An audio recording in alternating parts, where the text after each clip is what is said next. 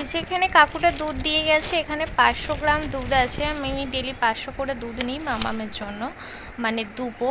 এই যে দুধটা, এই দুধটা এবার গরম করে নেব। এই যে এখানে বাসন ধুয়ে ঘর পরিষ্কার করে স্নান করাও হয়ে গেছে, এবার জাস্ট বিছানা গুছানোটা বাকি আছে। দেখো এই যে সিঁড়িটা আজকে পুছলাম, ডেলি সিঁড়িটা পোছা হয় না, বাট আজকে পুছলাম। আর এখানে দুধের হাঁড়িটা ধোয়া আছে, দুধের হাঁড়ি, ছাঁকনি, হাতা সব কিছু নিয়ে চলে যাব।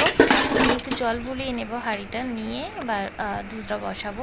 আর একটা অভ্যাস হয়ে গেছে, যতই কলের জলে ধুই না কেন, যখন মানে কড়াই বসাই না, মানে গ্যাসে বসাই, তখন ফের একবার করে জল বুলিয়ে নিই। আর সত্যি বলতে সবসময় তোমাদের সাথে সব কাজটা শেয়ার করা হয় না, যতটা পারি ততটা করার চেষ্টা করি। তো যেমন হচ্ছে দেখো, সকালে উঠে ঝাড় দেওয়া, বাসন মাজা, কাপড় কাচা, এইসব কাজগুলো কিন্তু তোমাদের সাথে কিছুই শেয়ার করিনি। তো হয়ে যাবার পর মনে হলো একবার দেখিয়ে দিই, তাই দেখিয়ে দিলাম।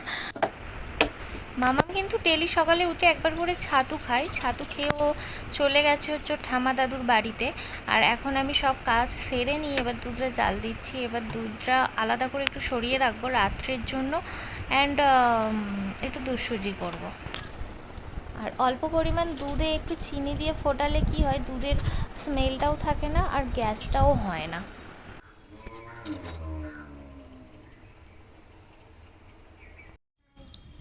মানে দুধ গরম হয়ে গেছে। এটা হচ্ছে মামামের দুধ, দুধ সুজি দিয়া।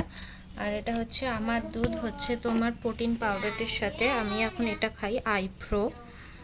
তো 2 চামচের সাথে হাফ কাপ দুধের সাথে গুলে খেতে বলেছে। এটা আমার, আর এটা মামামের।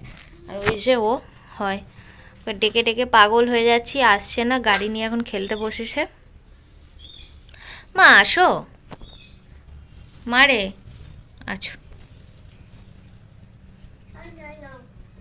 এসো ভাইকে নিয়ে এসো। হ্যাঁ দুধ খাবে ভাই, দুধ খাবে, এসো। মা কত পিঁপড়ে দেখো, কামড়ালে পুরো একদম আঙুল কেটে নেবে, চলে এসো। Good morning, welcome back to my our channel. চলে এলাম আরও একটি নতুন ভিডিওর সাথে। আমি পূজা। স্টান হয়ে গেছে, চুলটা ভিজে।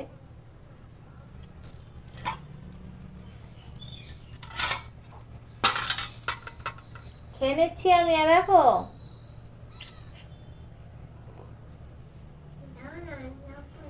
তাড়াতাড়ি এসো, সুন্দর হয়েছে দেখবে, আসো।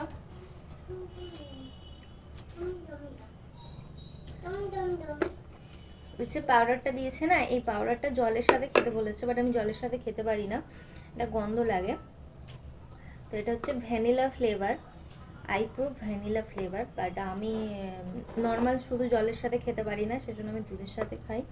দুধের সাথে খেলে গন্ধটা বুঝতে পারি না, আর জলের সাথে খেলে একটা গন্ধ লাগে অদ্ভুত, সেই গন্ধটাতে আমার বমি হয়ে যায়। তোমারটা খেয়ে নাও।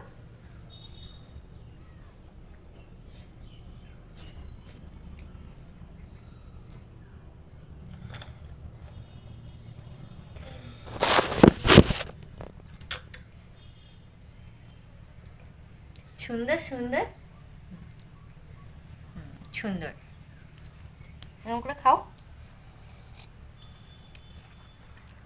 এখন হচ্ছে আমি খাচ্ছি বলে ও খাচ্ছে এরকম করে চুমকে, নালে খেতে চায় না, ওকে গোদলে করে ধরে বেঁধে খাওয়াতে হয়।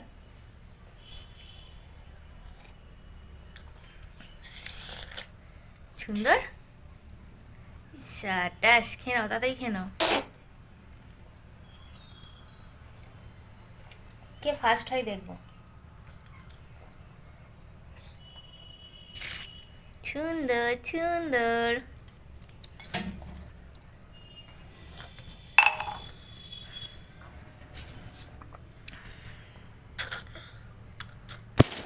তো দুপুরের পর সেরকমভাবে আর কোনো ভিডিও শ্যুট করা হয়নি, এটা পুরোপুরি রাত্রিরের ভিডিও। এখন বাজে প্রায় রাত 11টা, আর আমার বর এইসবে কাজ থেকে নিল। আর মামাম খুবই বায়না করছে, মামাম আমার কোলে ঘুমাচ্ছে, সেজন্য ও আমাকে বললো তুমি বসো, আমি তোমায় খাইয়ে দিচ্ছি।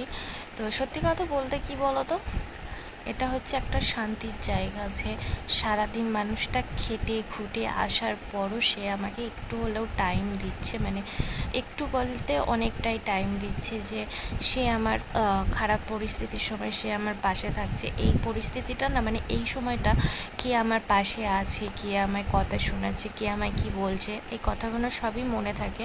যেহেতু আমি 6 মান্থের প্রেগনেন্ট আর আমার আরেকটা 2.5 বছরের বাচ্চা আছে, তো খুবই প্রবলেম হয় মেয়েটাকে নিয়ে। তারপরেও যে একটুখানি যে সুখটা পাচ্ছি, এটাই আমার কাছে অনেক, এটাই অনেকে পায় না।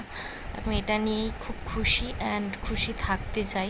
মাঝে মাঝে ঝগড়া হয় দুজনের মধ্যে, তুমি টাইম দাও না, টাইম দাও না, কারণ ও সকালে বেরিয়ে যায় আর রাত্রে আসে, এসে যে যার খাওয়া দাওয়া করে শুয়ে পড়ি, সেজন্য মনে হয় মাঝে মাঝে।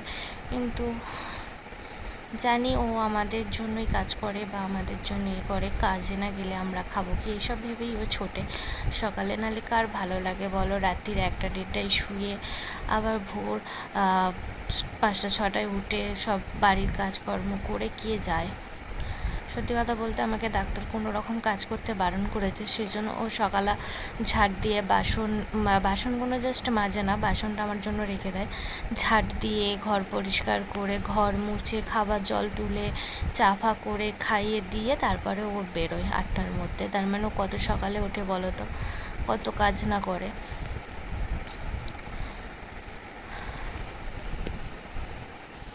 তোমাদের সাথে কথা বলতে বলতে আমি হাঁপিয়ে যাচ্ছি। আর একটা কী ঘটনা ঘটেছে জানো, সানডেতে, আজকে হচ্ছে তোমার মঙ্গলবার, রবিবার দিনকে হয়েছে কথাটা। যেমন ধরো আমি ওর বাবা সেদিনে সকালে বেরিয়ে গেছিলো 8টার সময়, তো ঘুম থেকে উঠতে দেরি হয়ে গেছে। এবার ও তাড়াতাড়ি করে বেরিয়ে গেছে আর ঘরটা পুছে দিয়ে যায়নি, আমি ঘরটা পুছেছি। এবার বাসি ঘরটা পড়ে থাকবে বলো না, সেই জন্য ঘরটা পুছে আর মশারটা ধুতে গেছিলাম, মানে মপটা ধুতে গিয়েছিলাম ঘাটে।